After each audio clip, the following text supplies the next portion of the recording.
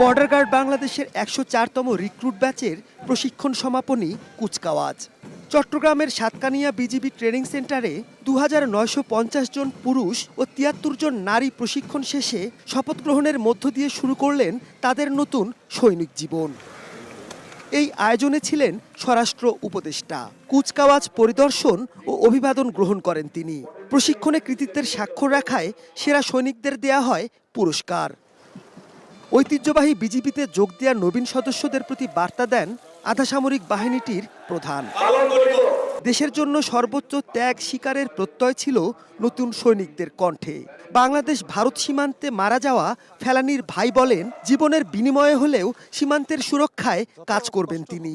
আমার জীবন বিপন্ন দিয়ে আমি চেষ্টা করব যাতে কোনো বোন বা কোনো বাবা মার সন্তান যেন আমার বোনের মতো যাতে পাখির মতো গুলি না খায় হত্যা না হয়।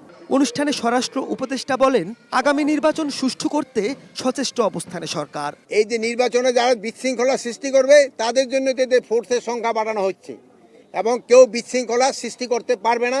আপনারা যদি সবাই সহযোগিতা করেন নির্বাচন খুব শান্তিপূর্ণভাবে হয়ে যাবে। পরে পৃথক সংবাদ সম্মেলনে স্বরাষ্ট্র উপদেষ্টা বলেন, প্রতিবেশী দেশ থেকে দেয়া কারো হুমকিতে ভীত নয় অন্তর্বর্তী সরকার।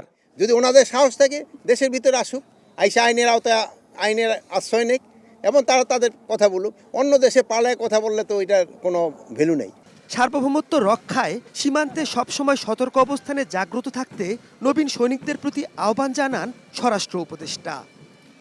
দেশের ৪,৫০০ কিলোমিটার সীমান্তের অতন্দ্র প্রহরী এই বর্ডার গার্ড বাংলাদেশ আগামী জাতীয় নির্বাচনকে সুষ্ঠুভাবে আয়োজন করতেও খুবই গুরুত্বপূর্ণ ভূমিকা পালন করবেন এই বাহিনীর সদস্যরা।